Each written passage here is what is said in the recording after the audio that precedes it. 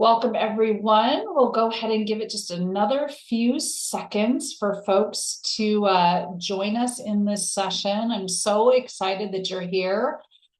Maybe for the folks that have already started to join us, I'd love to hear from you. I'm Katie Mooney, joining from Seattle. I'm so grateful that you could spend your time with us here today on this important conversation about kind of intersection of AI and inclusion. Share with us in the chat. Where are you joining from? What organization are you with? Or any thoughts that you might have or any questions you might have? We absolutely want to take that and ensure we incorporate it into our Q&A section.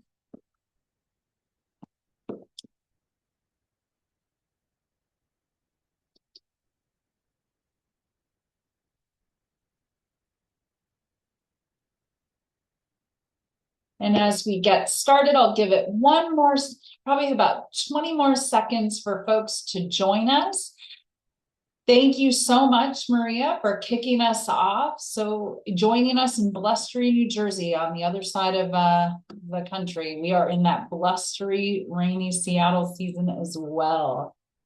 Good to see you, Eva, joining from Brooklyn, my colleague here at Saramount. Great to have you. Avital, thank you so much for joining us. We really appreciate you being part of this important conversation. Thank you for joining. Excited to see all of the folks that are continuing to join us here today. Keep them coming, of course. Thanks, Mike, from snowy Virginia. Yes, we've heard about the snow in Virginia that's rising. Greg, great to see you. And of course, so glad you are here. Great to see folks from, yes, the Chicago area. Hello, Stephen Hunter. Good to see you. Great to have you all with us. Hello, Julie from San Jose.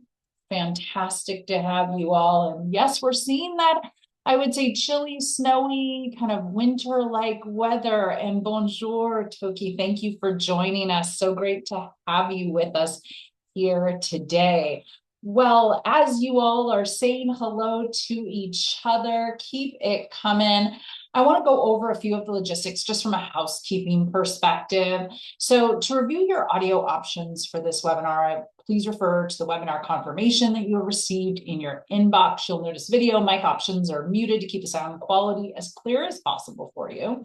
And one of the greatest advantages of virtual events is that we can all connect and share ideas from exactly where we are. The snowy, summery, winter, whatever our course, our weather climate is making up for us. But I encourage you to keep the conversation going through our chat feature throughout our session. Share your thoughts, your comments, connect with others, throw in LinkedIn profiles. We love to see the community connecting. If you have any questions specifically, please type them in the Q&A box. If we're not able to get to your question during the QA portions, I want to be sure that a member of my team is following up with you directly afterwards. And we're going to send out the slides to everyone who has registered.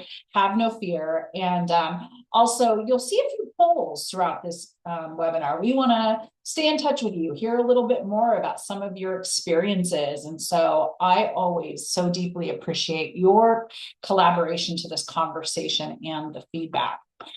So I'm Katie Mooney, again, as I said, from Seattle. So excited to kick off this session. I'm a managing director here at Saramount, and I have the privilege of supporting us and how we build research-based partnerships with world-leading organizations, so many of you on this line here, to really advance talent and inclusion outcomes. And so I want to dive into our session here today as we're kind of taking I will say, hot topic, probably a hot topic issue or a big question on everybody's mind right now, often about what exactly should we be doing about AI? And for us talent and inclusion leaders, the question might be twofold. On one hand, you're navigating from the same challenges as everybody else. Gosh, how are we using AI every day in our work and finding efficiencies that way? How is it being useful in your day job? But on the other side of that, you're also thinking about this bigger picture, how to ensure that this powerful technology is adopted responsibly and inclusively across your organizations. As many of us have heard about these, bias in AI systems, those things like that are absolutely very real. But there's a lot more at stake for inclusion leaders than just bias. A few examples is that, we see AI reshaping roles and workflows across the organization, and that raises questions about who has access to new opportunities and who might be getting left behind. There's this emerging skills divide as we think about people who feel confident using AI and then people who don't. And this makes kind of equity in training and exposure a real important lever that we can pull. And then there's a question of governance. What does it look like for organizations to make AI decisions transparently, ethically, and with input from the people that are most impacted? So these are the issues that sit squarely at this intersection of technology and inclusion. And they really need to be a part of our thought leadership. And so to unpack all of this, we're going to begin with kind of a brief, very quick landscape of how we're seeing at Saramount AI showing up in the work today, what's real, what we think is hype, and what's actually changing in organizations now. And then I'm so thrilled to welcome our trusted partners from NVIDIA who are going to share kind of their kind of quick start guide or some thoughts about how we might be thinking about using AI, even if we're not the experts yet. We know that AI is presenting bold promises, breakthrough in healthcare, education, accessibility, but we talked about it, concerns of bias, lack of transparency, some of the risks of deepening inequalities. And so, the team from NVIDIA is part of the Trustworthy AI team, and they're working across sectors to ensure that AI really lives up to its potential to help us address some of the real risks to historically marginalized communities. And I'm really looking forward to that Q&A conversation, both with you, incorporating your questions, and then, of course, pulling in some of my own for the team as well. So before we dive into our content, I want to hear from all of you. And this kind of helps us tailor a little bit of that conversation, but you should see a pop-up. Here it is on the screen now. How would you describe your personal current comfort level using AI in your work today? Very comfortable, use it regularly, somewhat comfortable, interested in clear use cases and understanding organizational value. I admit I'm not very comfortable. I'm cautious due to maybe some concerns I have with risks, the impact on the environment, or other broader factors we talked about today. Or perhaps I avoid using AI. It doesn't currently align with our priorities. So would love to hear from you. Take a second to share which one best reflects your current comfort level. We'll go ahead and just give it another second, as this gives us really important insights to what's on your mind and helps us kind of shape the conversation and ensuring that you've got the most relevant takeaways here with us today.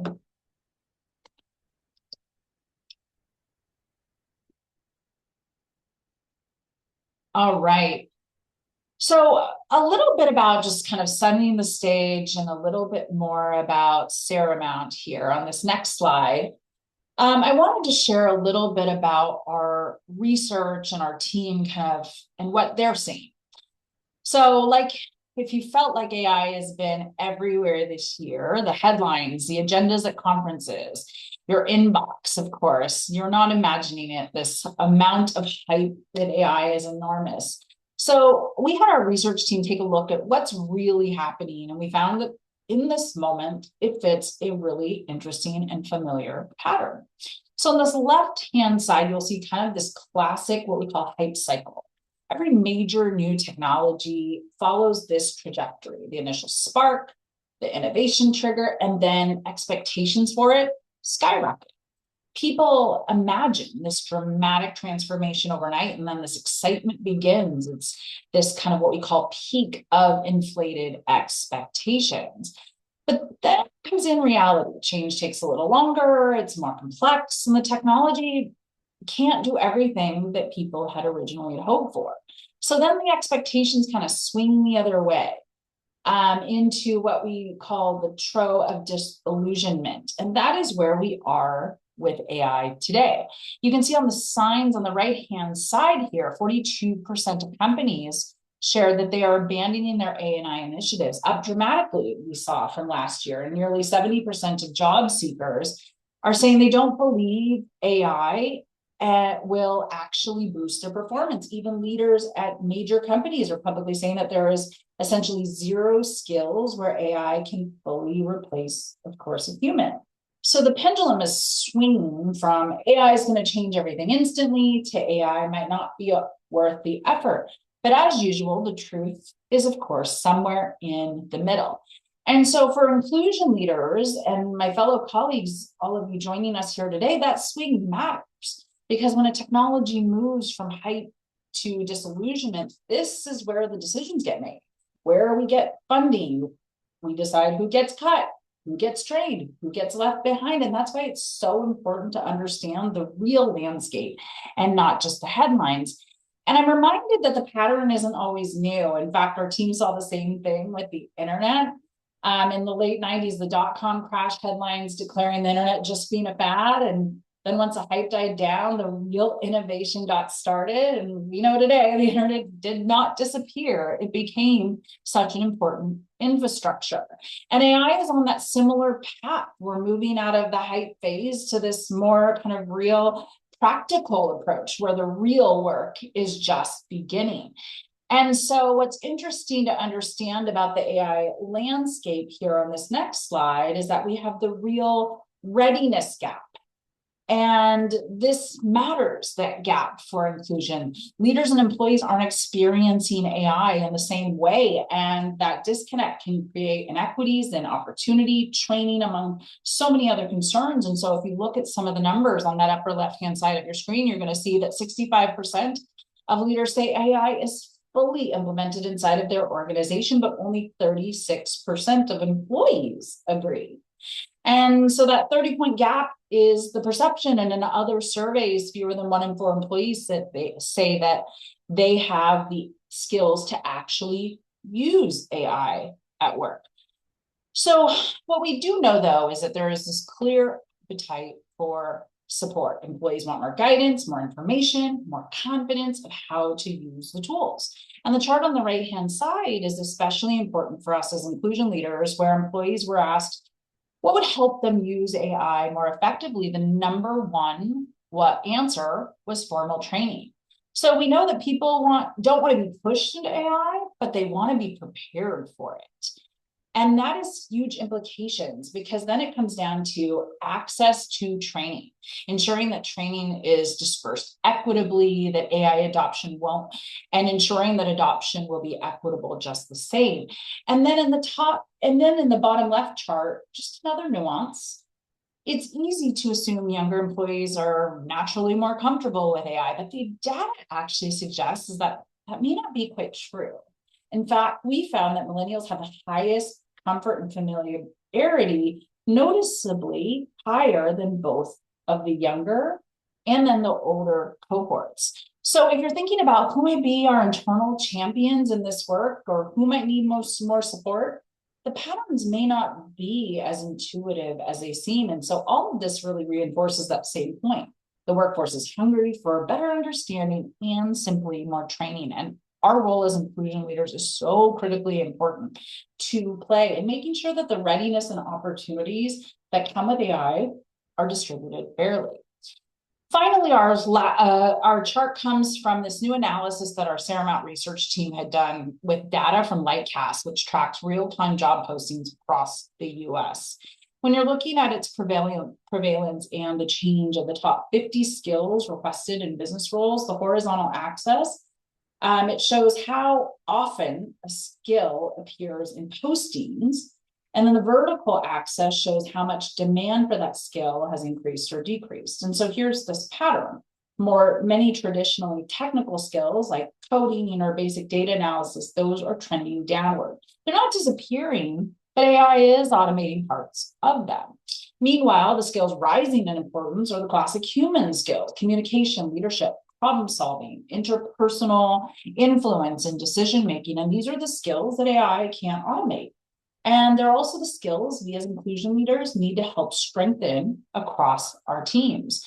So there's that interesting parallel here as AI shapes the work, the need for inclusive leadership, emotional intelligence, collaboration, and systems, that thinking becomes more important. And so one of the biggest questions we hear, and we talk a little bit about reframing our questions here in this next slide, but one of the biggest questions we hear on inclusion is that brings a little bit of both the opportunity and anxiety is how do we help bring in our partners from this conversation to understand what are some of the common concerns and then what are some real leadership opportunities. So when we think about could AI deepen by existing biases and talent processes, then we can actually perhaps reframe the question to say, how might we guide AI to reduce our biases and expand access? Or maybe, yes, thinking about, will AI automate parts of DEI? Will it diminish parts of the human experiences?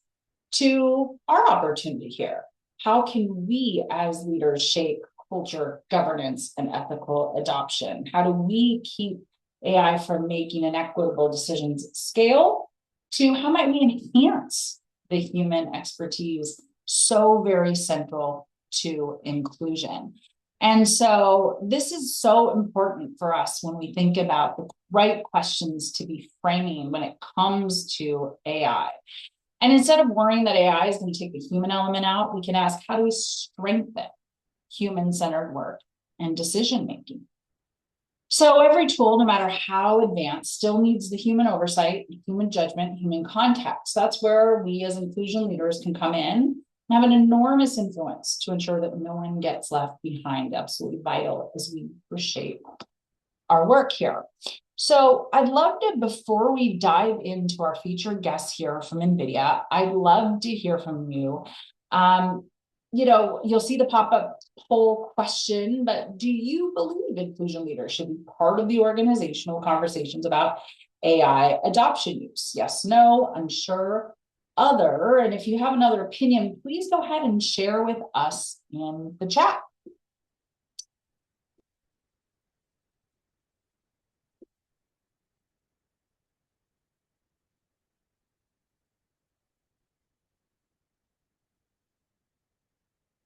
And then I think we're going to share the results here.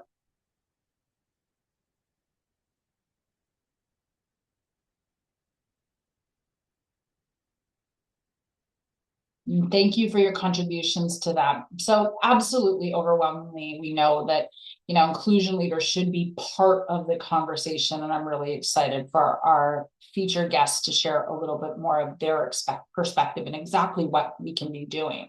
Before I segue to them, I'd be last interested to hear from you one more kind of working question that we have for you.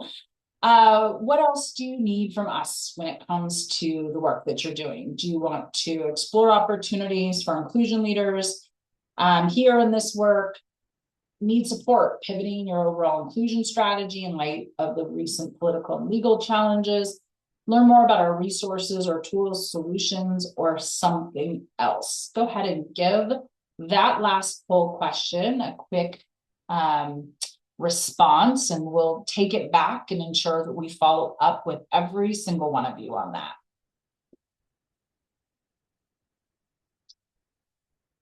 So as I start to tee up the introduction to the NVIDIA team, I have to share, as we're finally finishing this poll, this one's really special to me.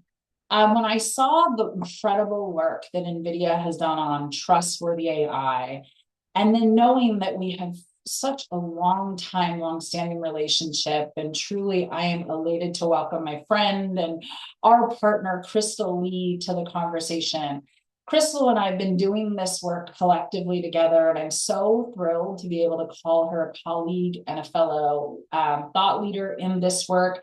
Crystal is the program manager of learning development and inclusion at NVIDIA, and I want her to share a little bit perhaps about NVIDIA, just to set the stage a little bit more about the organization and what they're up to.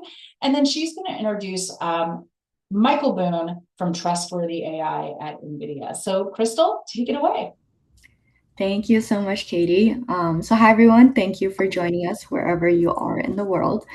Before we jump in, I want to thank you and the Seramount team, Katie. You've been alongside us, at NVIDIA for several years now, and it's very exciting to see that partnership show up in a conversation like this.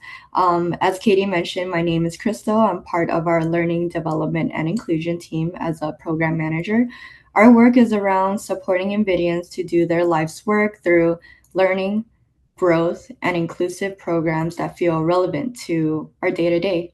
In practice, that really means building programs that are tied to real business needs, but also to individual growth, which means, designing experiences around how our employees actually work and all the different perspectives and stories that they bring.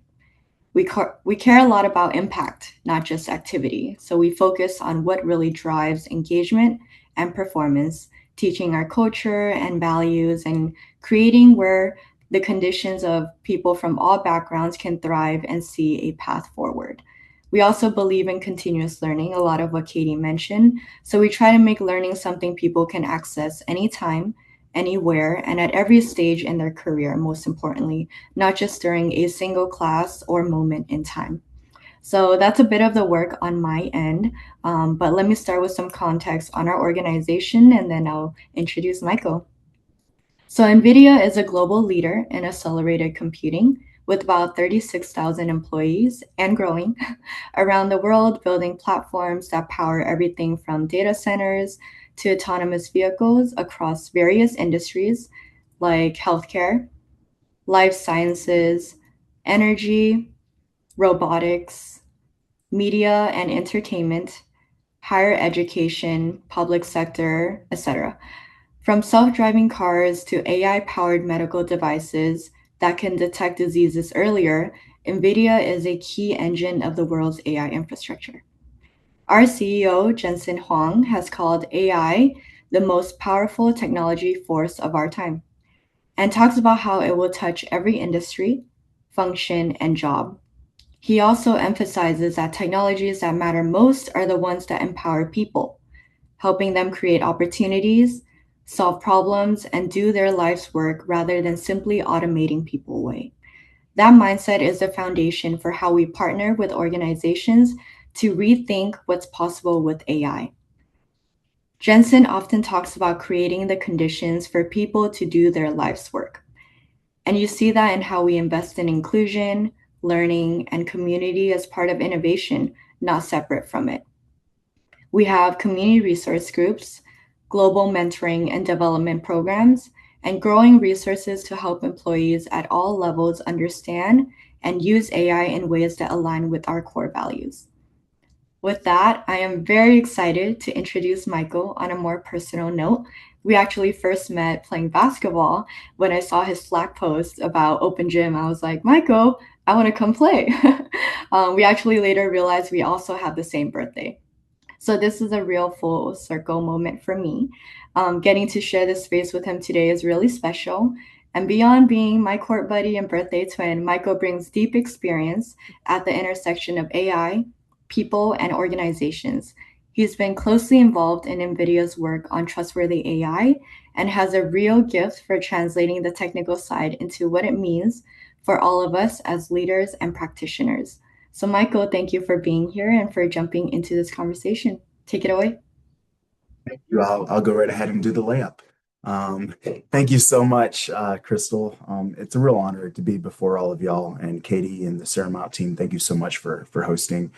As mentioned, I'm Michael. I've been with NVIDIA for about 5.5 years across a number of different business units. And my goal today is really to talk to you about what we do at NVIDIA and how you might be able to scale some of what we've learned, some of our best practices, and how you might continue to be continuing forces for good. So with that, we'll move on to the next slide, please. So when we think about trustworthy AI, it's really not just one person's job, even though many of the folks that you see on this screen have TAI or trustworthy AI within their job description. We really are a one team effort. I've worked with Crystal before. I've worked with the folks that are on this slide and really across the company. We really believe at NVIDIA that we are one team. We don't have a real org chart. We work as the mission drives us, and it's important for us to be really thoughtful and intentional, and of course, inclusive around how we involve people from different parts of the business unit, different parts of the business units to do what we do, and to really be a one of a kind company. So you can see I'm there front and center. We've got a couple of different folks that you see. We're led by our fearless queen, Nikki Pope, who's our head of AI and legal ethics. But as you can see, this is really a one team effort that is showing across the company, and it's really really an honor to be here. So with that, we'll go to the next slide. So when we think about trustworthy AI at NVIDIA, we're really thinking about one framework, which I've summarized on screen here: privacy, safety and security, transparency, and non-discrimination. I won't read the definitions for you, but you can see them clearly and see them up front here. This was something that took a lot of time, took a lot of thought, took a lot of intention from our core. Jensen is not big on marketing when it comes to trustworthy AI, responsible AI. He said, before we push out these principles, we actually have to have done something. And so when I got to NVIDIA 5.5 years ago, we didn't have a page, we didn't have any marketing, we didn't have any of this. And we were working at really a core values, embedded principles, first principles level to talk about what is it that matters to us in this space as a result of who we are. And I think that's the first thing that any professional, any contributor on any team needs to think about is, what are my core values and how might those be expressed in terms of what we are going to do and what we are going to dedicate energy and efforts towards. I love those questions that Katie was asking up front about how might we, in a changing and very transient dynamic ecosystem and workspace, it's important for you to think about how might we, because how might we today might not be how we will do or what we might do in the future. And so really thinking about this from a first principles base, some of NVIDIA's core values include determination, include excellence, being state of the art. And so really when we're thinking about a lot of the principles that you see on screen, these are really just birthed out of those. And so transparency, one of the things that NVIDIA is really ecstatic about and enthusiastic about is transparency. The software that we're building, it's performant, it's quick, it's fast, but you'll notice that we've got state-of-the-art model cards that talk about in clear and straightforward terms, what are we doing? And that's really what allowed us to get to this stage. We started out at NVIDIA thinking about which of these can we do to help uplift not just the company, but how can we uplift the industry? And for us, transparency was really where we've had our first bedrock with our model cards that were released back in, spring of 2022. I was in a completely different business unit doing a completely different job, but that was one of our first initiatives. I'm going to talk to you a little bit today about non-discrimination and reducing unwanted bias, so I'll save that for later. But then privacy and safety and security are really elements, they're tenets that I would argue most, not everyone values just about the same. You want to make sure that you are complying with laws and regulations. That's the floor of what you do. But then taking it a step further, how much you protect data. There's data is the currency. It's the tokens. It's really what is fueling this next wave and the current wave of innovation that we're in. And then safety and security. How do we think about this, not just from a consumer perspective, which I'll walk through an example later, but how do we do this from an enterprise perspective? How do we make sure that we are being transparent about what we built, protecting the data that we built, what we built on, and then thinking about how do we create workflows that give people adequate and sufficient disclosure of what we're intending to do, and then actually carry that out. So when we think about trustworthy AI and why you see the framework that you see on screen here, it's important to recognize this was done with a lot of work, a lot of intention. This may not be exactly what the guiding principles are for your organization, and that's okay.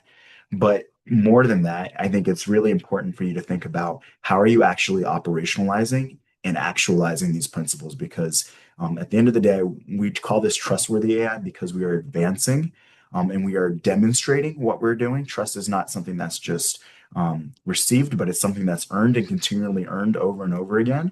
And we want to make sure that folks understand that this is NVIDIA's lens. This is NVIDIA's perspective because we think that we are setting an industry standard that we invite, and I'll share some opportunities later in the presentation to talk about how you can do that. Let's take a look at avoiding unwanted bias and discrimination. When you're thinking about unwanted bias and discrimination and reducing both of those, it's important to think about one, define. You want to be able to scope appropriately what you're actually after. Bias is a huge topic, and I'd argue in some cases you actually do want some bias. For instance, I want my computer vision models maybe to detect cats versus detecting dogs. That's bias. I do not want it to detect cat dogs when I really want it to detect cats. But once you get to that stage of actually defining what is the bias that you're interested in or that you're working on trying to reduce, you want to make sure that one, you've got an aligned framework, which we just talked about. Secondly, you want to define the problem in context. When you're thinking about using first principles, for us, you'll see on our model cards and what we've publicly disclosed around what we're actually doing. A lot of our bias initially that we have been working on is really focused on the protected classes that you see that are federally protected and amplified through the various frameworks across the US and more in a westernized context. But as you can see from some of our later works, we've actually got some large language models that are actually looking at some of the less traditional westernized context and thinking about how do we actually measure that and report that. So once you actually define the problem, you define the bias or the unwanted bias that you're after, the next step is really to think about measuring and testing.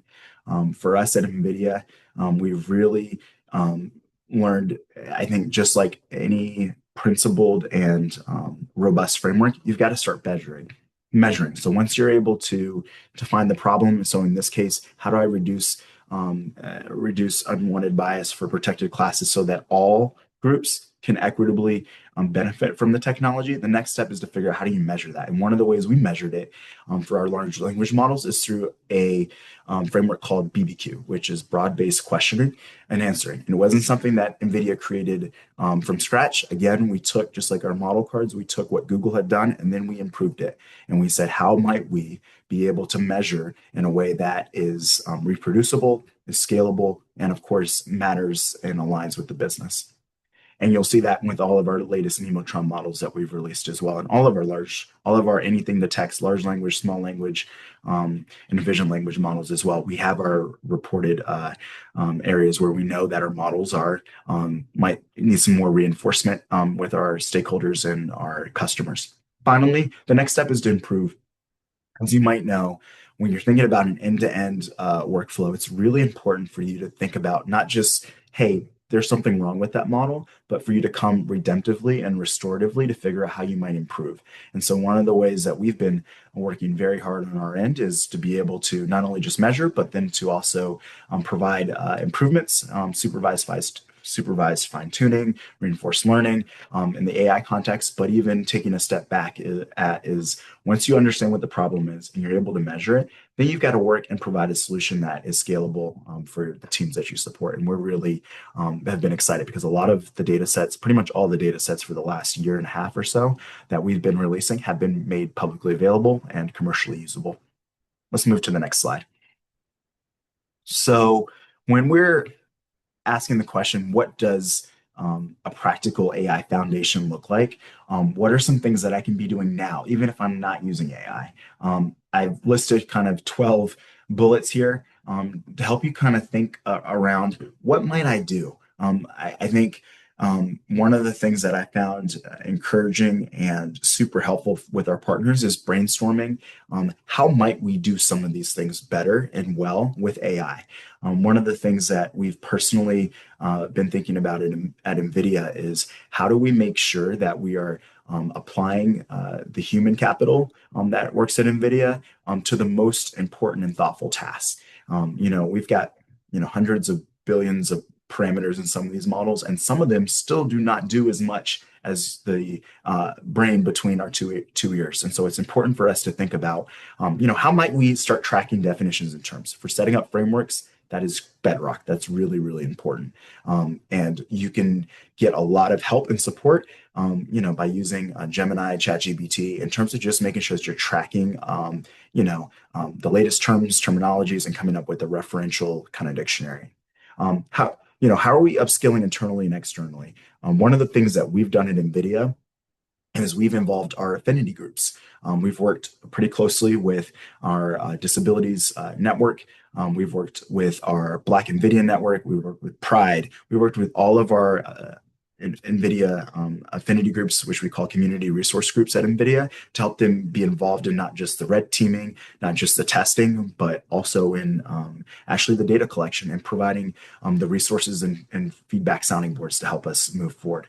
When you're thinking about who's getting access to technology, it's really important, as Katie mentioned earlier, for us to be thoughtful around who we're actually exposing to the technology. And we found that even exposing the technology to individuals outside of the actual core business has been really helpful.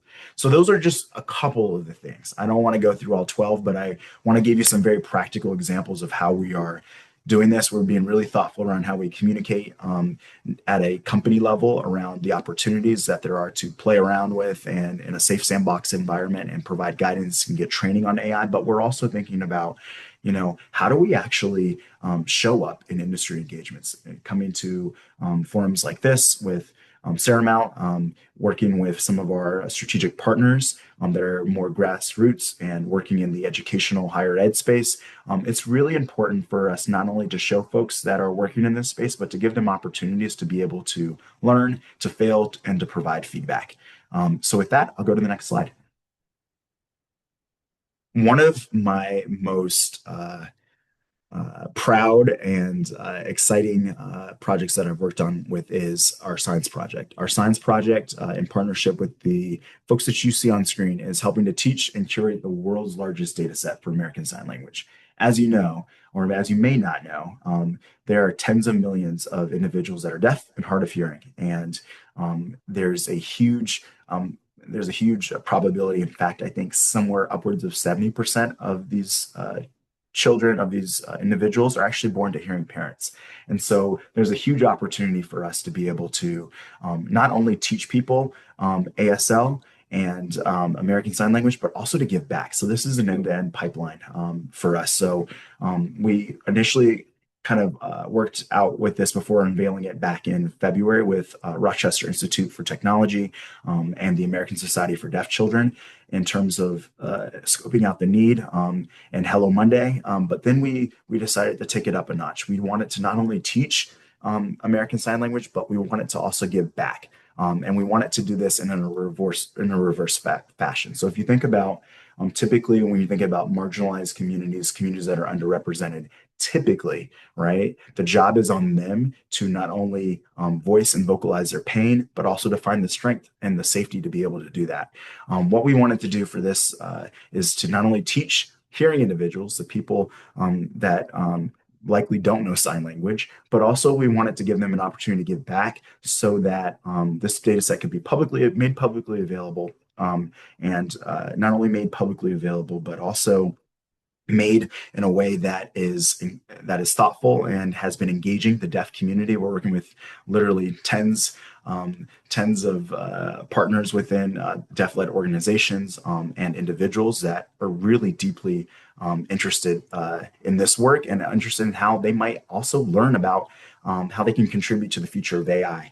But then finally, the other piece of this is really helpful is this data set is being made commercially available as well, so that folks that want to advance access to the deaf community explicitly for that purpose can use this data set as well. I encourage you to check out signs-ai.com. We won a number of awards, and it's been a real pleasure because this has been something that has involved not only our affinity groups at NVIDIA, it's involved the partners that you see here, organizations within there, and then as well, this opportunity is always available.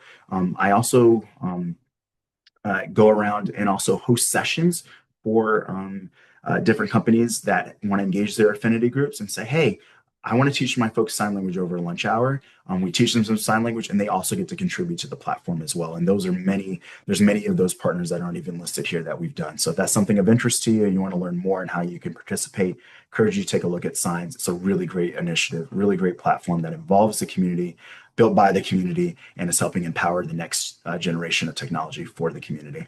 Next slide. So many folks are asking the question like, okay, Michael, I've heard all the great things that you've done at NVIDIA. I've heard some of the things that you've partnered on with other partners in the ecosystem. What can I do today? And the question that I will ask you is, where are you? Where is your organization? If you're at the very beginning, I'd encourage you to go back to the framework, to go back to how might we actually build a framework that's in line with our values. And think about the guidance that we've shared earlier today around the principles. Secondly, if you are someone that's got core values and in place around how to use trustworthy AI, then the next question is like, where can I experiment? Great sandbox. It'll sound self-promoting, but it really is a good place. Is build.nvidia.com.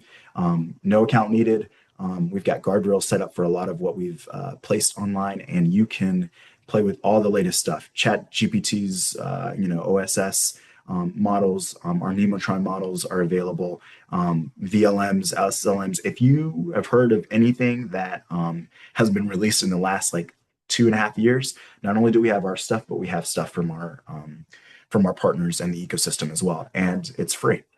Thirdly, I'd encourage you to think about scale. If you are in a place where you've already experimented and you want to know how can I get some support, I'd encourage you to take a look at our Inception program for startups, as well as our hardware grants that we offer to higher education and research organizations as well. That is a really cool way to be able to get some access to hardware, access to mentorship and guidance. Going down to build, we have open sourced our AI transparency cards as well. Those are free and available for you to use today on our GitHub page. I encourage you to start our repo. Use if you're building AI and you are interested in actually using the same framework and technology that same framework and setup that we use for how we talk about technology. Or you want to edit and tweak it, use our cards on GitHub. And then finally, thinking about taking longer term steps towards investment, I'd encourage you to think about how you might stay current and up to date on what's available. Not only do we have our trustworthy AI software online and stories from our partners and our blogs, but we also have and recommend a number of resources as well to just stay current, because this is a dynamically changing field. So yeah, feel free to reach out to me about what I've talked about today. I know we're going to have some time for questions here, and recording will be provided and all that good stuff. But this is just some opportunities for you to think about where to start. What have we learned? Where to start? And my goal is, again, for you to fine tune what you know about your organization to deliver something truly special and value driven. I think that should be one more slide. I think there's one more slide. Yep. So with that, I think we're at questions. If you want to reach out to me, the trustworthy AI projects at nvidia.com email is probably the best one. We would love to be able to engage you around what we're doing. And if you're interested in being part of our Signs project to learn sign language and to contribute back to a really valuable data set, encourage you to reach out as well. Thank you so much. And Katie, I'll turn it back over to you. Michael, thank you so much. And to you and Crystal, and the incredible work you all are doing at NVIDIA. I have to share, as I said, so enthusiastically, of course, in the chat, that I got to play in the Signs tool and have learned many things along the way as I myself got trained. And so it was great to contribute in that way as well to such an important and incredible project. Thank you for your team and the contribution to that work. Crystal's so right. Michael, you have this incredible way of kind of taking what sometimes we get overwhelmed of, this complexity around AI, and getting us to really clearly understand, kind of at the foundational level, what are the things we need to know? What are the tools we need to be thinking about? But I love what you said about and it's just your kind of overall curiosity into this space. And just the continued thing that has lasted with me is, as you shared, trust isn't something received, and it is earned. And you and your team are at the ready every single day to really ensure as best as you can with the evolving landscape that we're doing just that. I'd love to kind of transition to a few of my questions, but please, folks, I do want to ensure we get to some of the questions that you might have for Michael as well. I'm watching the QA box here, but one of the big questions I had for you, and this is actually interesting, and I think that we had Donna that brought this up a little bit more about what can we do as ERGs. There's a little fun fact here, friends. Michael was also the leader of the affinity group or the community resource groups at NVIDIA. And so he's got this experience, not just being the ERG leader, but then to be building this into trustworthy AI. I'd love for you to share a little bit more, Michael, about how you've engaged your ERGs. What are some specific examples and the ways that your ERGs have helped kind of further shape those responsible practices and how those can be influenced in your broader strategy at NVIDIA? Yeah, great question. Thank you for your question, Donna. Couple things I do, and I think part of it is you have to ask yourself also, what are those influences that I automatically carry based upon my title and my experience and exposure? So for me, every month I put together a trustworthy AI at NVIDIA series, and folks can come ask me questions, but what we try to do is curate. Here's our latest technology. Here's what we're doing. Come give us your feedback. It's an internal all hands call essentially, and folks, it's recorded and they can ask questions ahead of time and that sort of thing. Secondly, we do a newsletter that gets pushed out once a month from my team, so folks can read and see what the latest developments are. Thirdly, when we have data collection and different projects and initiatives where we need beta testers, red team testing. First set of groups I generally go to are our ERG leaders. I've done special briefings for them as well, and I think happy to be engaged in that area. But I also try to be really thoughtful around listening. One of the things, just like any company, we get employee feedback around, hey, I want to know more about this. How can I get involved? And then that's another avenue as well. The final thing I'll say too is we do have a volunteer list at NVIDIA for folks that want to become part of our trustworthy AI team and take on an additional assignment in addition to their work. So when you're thinking about workforce development and upskilling, I have a running list of people with their skill set, kind of where they live in the country, any ERG involvement that they have. Of course, we provide training and all of that stuff as well. But yeah, I also ask that question regularly. And I think people are so excited because there aren't as many walls at NVIDIA. We're a very, very open company when it comes to being able to share across boundaries and across business units. And that has really empowered me to just reach whoever wants to help. One of the cool fun facts, I had volunteers come and try out our science platform in February, right before release. And we were just, gathering footage and videos, and that volunteer ended up being on CNN because he decided to show up. And so, what was really cool story was he came back and told me, "Hey, I went home and told my mom, and my mom said, I'm so proud of you." And I'm like, "Wow, who knew that something like that could ripple across?" And you're just like, "Hey, I'm opening up access for whoever wants to be interested." So, yeah, those are some of the ways. Those are not all the ways, but I'd encourage you to think ERG first where it makes sense. Oftentimes, these folks that are in our ERGs, myself included, they like the company, they're already under an NDA or a confidentiality agreement, and they generally, because you're paying them, they want to do right by the company and they want to do better. They want your company to do the best it can. So why not empower and give those folks access? Open up access to everyone. We don't discriminate, but I try to make sure that I pay special attention and provide an opportunity for those folks to know that I'm open, willing, and we've had even feedback sessions where they've provided closed door feedback around what we're doing, and I'm able to change and make some adjustments. I love that. And it's your curiosity, because I think you have said before that you get some of the best ideas when you just open up the floor and have a conversation and here are the greatest ideas. And you can let people kind of, to your point, take on those side projects, offer them up a way to play in the game right alongside of all of you. And that's the innovation unlocking. Yep. Absolutely. 100%. We got a question from Jay about suggestions for firms that provide initial training. Do you have suggestions for firms that are providing initial training to employees to skill up on this, but then adoption wanes as time passes, new employees arrive? How do we keep folks interested, the practice top of mind? And just kind of keep this front and center for those that may not, of course, day to day be in the weeds as you and your team are. I think it's important to know what people care about. Mm. You know, right now there's a lot of attention on chatbots and large language models, and people care about that. And so it's easier to draw a crowd. But for some of those topics, I'll give an example. I think sometimes people don't have as much passion and zeal for security, and they think of automatically, here are all the rules that I have to follow when I'm using employee infrastructure like hardware and the like. And I think it's important to find champions within the organization that people respect and are really excited to see what they're up to. I can think of some of the work that we've um, done. We've engaged individuals that are really champions within their org, within their business unit, and get them excited about what we're doing. And oftentimes, I think there's an intersection between the skill or the capability of the individual and kind of what they care about, even outside of work. That's really been helpful. I had somebody reach out to me most recently within the last week, and I said, "Hey, I'm doing this for my alma mater. I'm doing this for my university.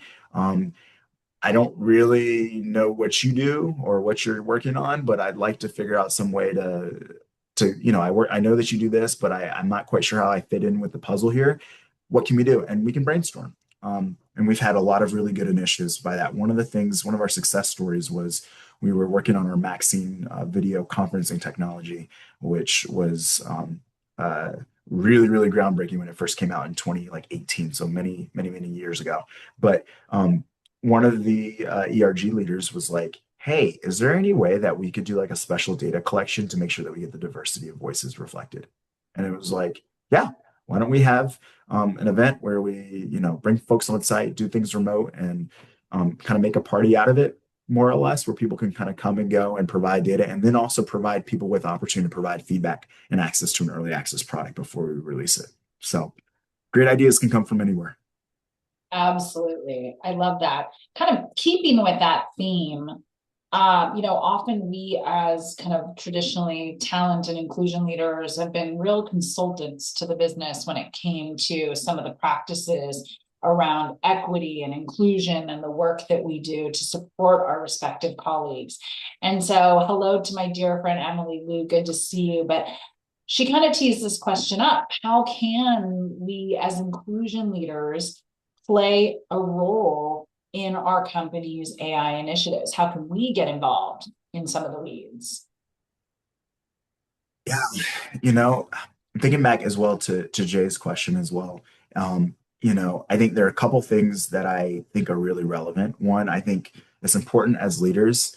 People are watching you anyways. You might as well spoon feed and give them some stuff that's really helpful. And so one of the ways that I've really been using a lot of the influence within NVIDIA that our team has is I've really been thinking about innovation. When we're thinking about what people care about, where people want to see their careers grow, oftentimes I try to align and provide special projects around that area. So, for instance, there's a couple of individuals that I can think of before they were on our team, actually. They really were interested in unwanted bias around gender. And how do we reduce that within computer vision models? Well, we started meeting on a regular basis for like 30 minutes, an hour, every couple of weeks, and we came up with a paper that ended up getting published. We published at the ICCV conference a couple of months ago, and so that was huge. I think it's important for leaders to identify young talent that's hungry, that's interested in like advancing their career, and figure out those two things don't have to, to juxtapose or be at tension with each other. There's opportunities for us to build well and also build people in a way that matches and aligns with where they're going. I think the other thing that I think is really, really important, as Crystal mentioned earlier, we make a ton of resources available for folks to go on LinkedIn Learning and Coursera and all of that. And I think that's super important. But I think one of the most important ways to stay ahead of the curve and really be thoughtful around how do we advance people and move people in the right direction is what are those resources that we can give them access to where they can play in a safe sandbox and we can keep people current on what's really is going to unlock the next layer of innovation. And so not only do we share about what we're doing in-house at NVIDIA, but we also take a really nice survey across the ecosystem of what other people are doing, and it spurs ideas. And that's really informal training that can be used for folks to go off on their own, come up with an idea, and in some cases, we've even been able to patent some of those ideas just because somebody was exposed to information, exposed to data, and they wanted to take and do something with it. As we finalize our last question here, and really to kind of help close us out, turning the page to 2026, Michael, from the work that you all are doing in Trustworthy AI, what gives you excitement? What gives you some optimism right now about AI and its possibilities? I think for me, I think people are realizing that I think I've always known this, but I think personally, I think many people are starting to realize that our minds are beautiful things. There's so much that your brain has been beautifully designed to do. And it's important for us to really honor that and think about the ways in which we're interacting with technology. I've seen some studies around psychologists and sociologists around how people are interacting with agents and how that's changing brain patterns. I think the most important thing we can do is be informed, to read. I'm a big reader. I'm encouraging folks don't at least if you're going to do at least if you're going to do anything, at least drop a link into a chat bot and at least try to learn a little bit around the latest and greatest breaking and to be curious. I've seen the best ideas oftentimes come from what we would consider the most unlikely places. And those ideas are because people have read, they've been informed, information has been handed to them, they've been able to access that information, and they've allowed their mind to continue to move forward. You know, uh, I mean, even just thinking about Crystal and the introduction that she gave earlier today, like she clearly was thinking about all the things that we had done previous to this conversation. And so, yeah, I think it's amazing what our brains can do. And I encourage you to unlock your talent within your organization because this is the intelligence that we have in our brains and our hearts is the biggest blessing that we have. So I'm super excited and thrilled for the future because we realize that we can do it. We can do all of this work individuals, but I think we're better together. And there's a really cool opportunity for us to partner, not just within our business units, but within the ecosystem to do the right thing and to unlock opportunities that really help us live better qualities of life. So with that, thank you so much, Katie and the Ceramount team for having me. I love that. As we round out our conversation, please, I know you're going to see your screen shift and just how can we be further helpful? We're going to distribute the slides. We want to make sure you've got access. I think, Michael, we've got a link request for the paper, the gender bias paper. I know that I've got that in my box, I believe, somewhere that we'll go ahead and distribute. Love to continue to keep the conversation going. We've got some Ceramount events coming up that we'd love to have you be part of, whether it be more a conversation on the AI adoption gap, moving into DEI lessons from around the world. We've got a ton coming up. And then finally, I would love to just hear from you. We take this opportunity to, showcase and share, I would say, some of the most important and I would say thought-provoking conversations. How do we do? Please rate the overall value to you of the session. My team and I take that into consideration every single time we put any one of these together. And Linda, thank you for so beautifully kind of rounding us out and saying, I think that there is this opportunity to, continue to gather the collective intelligence of people and really ignite that through creating agency and innovation. And Michael, whether it was your words or, of course, Linda's beautiful interpretation of it, it's just this reminder that we're all continuing to do this together and we all have a role to play. So with that, please join me in thanking our incredible speakers, our incredible dear partners from NVIDIA. Thank you for continuing to shape the important innovation from AI. And I wish you all a great rest of your day. Thanks so much, everybody. Thank you, everyone.